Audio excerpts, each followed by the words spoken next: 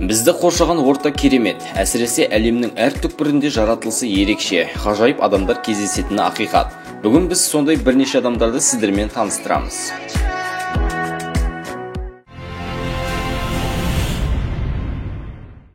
Бойы ұзын қалыңдық. Алғашқы кейіпкеріміз Элизани да Круз Силва, Бразилияда туған. Қазір ол жасы 19-да болғанмен бойының ұзындығынан бүкіл бразилиялықтарды таңғалдыруда. Осыдан біраз бұрын осы елде өткен бойшаң бойжеткендер жарысында Элизани да Круз Силва 2 метр 3 сантиметр бойымен Бразилияның ең ұзын бойжеткен атағын жеңіп алды. Алайда отбасын құруды ерте ойлаған ол өз тәрізді бойшаң жігітті кездестіре алмады. Содан Элизани өткен жылы Франсиналдо да Силву Карвалью есімді жас жігітпен танысып, оған тұрмысқа шығуға бел байлап отыр. Тіпті күйеу жігіттің ата-анасы қызға құда түсіп, сол елдің ежелгі салтымен құда кәде жасап бәтуаласып қойған. Десек те күйеу баланы бойшаң деп айту қиын. Өйткені оның бойының ұзындығы небәрі 1 метр 62 сантиметр. Бойжеткенмен күйеу жігіттің бой айырмашылығы 21 сантиметр. Сөйтсе де орта бойлы жігіт әдемі де сұлу Элизаниді өте жақсы көреді. 24 жастағы Франсиналдо да Силву Карвалью осындағы құрылыс фирмаларының бірінде құрылысшы екен.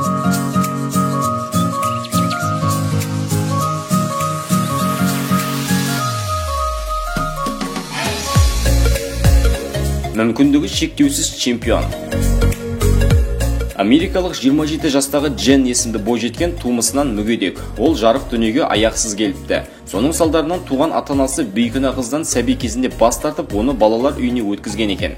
Өмірде қайырымды адамдар да кездеседі емес пе? Содан балалар үйінде өсіп жатқан сүйкімді қызды ерлі-зайыпты брейкерлер асырап алады. Олар қыздарына асыранды деп қарамай, керісінше, оның еш нәрседен тарлық көрмей ер жетуіне қолдан келгеннің барлығын жасайды. Қыз оң-солын танып қалған шақта гимнастикамен айналыссам деп армандайды. Осыны ескерген Дженнің ата-анасы оны 16 жасында спорт мектебіне апарып, гимнастикамен айналысуына жағдай жасапты.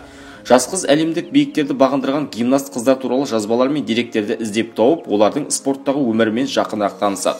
Ол 1996 жылы Олимпиада ойынында талайларды таңдай қақтырып, алтыннан алқа таққан америкалық спортшы гимнаст Доминик Хелен Масину Каналесті пір тұтып, спортта оған ұқсағысы келеді. Ол өз арманын ата-анасына айтқанда, анасы оған шындықты айтсам, сенің о бастағы ата тегің Масину болатын. Міне, мынау сенің алғашқы метркең деп Дженге құжатты көрсетеді.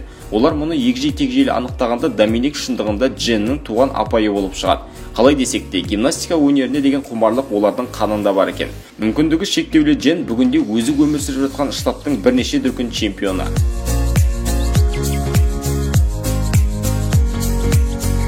Алып саусақты бала. Шығыс Үндістанда өмір сүріп жатқан 8 жасар Калим тумысынан ерекше жаратылған бала. Оның өзгелерден ерекшелігі Калимнің әр саусағының салмағы 8 келі, ал ұзындығы 33 сантиметр. Осының салдарынан ол күнделікті өмірде қажетті нәрселерді өздігінен жасай алмайды. Ата-анасының Калимді дәрігерлерге көрсетіп, емдеткісі келеді. Бірақ олардың қолын жоқшылық байлап отыр. Нақтырақ айтсақ, оның ата-анасы күні бойы жұмыс жасағанмен барлық табысы $22 ғана. Дәрігерлер баланың саусағында шамадан тыс ісік бар деген болжам айтуда. Қалай дегенмен қазір жергілікті дәрігерлер Калимнің денсаулығын қалай қалпына келтіру қажеттігін жан-жақты ойластыруда.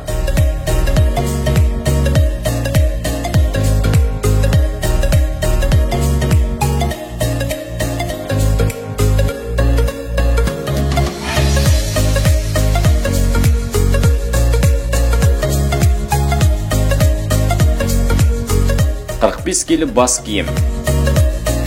Әлемде талай қызық бар дегендей, Үндістанның Пенджаб штатындағы Патияла қаласының тұрғыны Афтар Сингх басына үнді елінің ұлттық бас киімі салмағы 45 келілік пагди деп аталатын тюрбанда, яғни бас киімді кигенді ұнатады екен.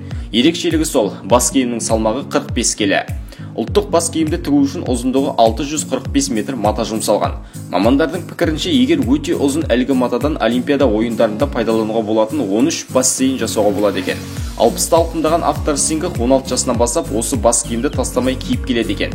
Бас киімнің матасын орау үшін ол күніне 6 сағат уақытын жоғалтады. Мұндай алып бас киіммен көлікке отыру, үйдің есігінен ішке кіру және шығу едәуір қиындық келтіретін көрінеді. Дегенмен осы бас киімнің арқасында Афтар Сингх бүкіл үнді еліне танымал адамға айналған.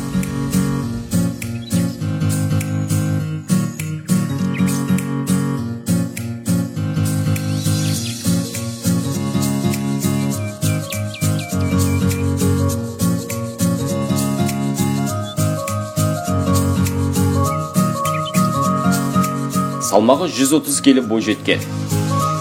Салмағы бір атан түйеге жүк боларлық, ал бойы 2 метрлік америкалық модель Аманда Суле өзінің осындай ерекшеліктерін еркін пайдаланып қыруар қаржы тауып жүр.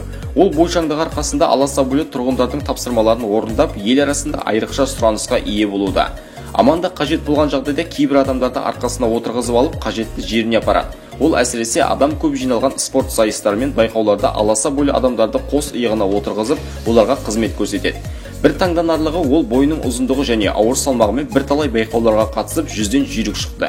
Бір сөзбен айтқанда, америкалық модель Аманда Сулені ұзын бойы мен ауыр салмағы асырап жүр. Скейтборд бала. 6 жастағы банголарлық бала бүгінде талайларды таңғалдырып Гиннестің рекордтар кітабына енді. Ол скейтбордты ұршықша иіреді. 6 жастағы Гаган Сатиш 2014 жылы шілде айында 70 метрлік қашықтықта жүріп бара жатқан 39 автокөліктің арасынан небәрі 29 секундта мүдірмей жүріп өтіп, бұрын-соңды болмаған рекорд жасады. Гаганның мұндай кереметін көрген оның құрбы-құрдастары спортпен айналысуға бет бұрды.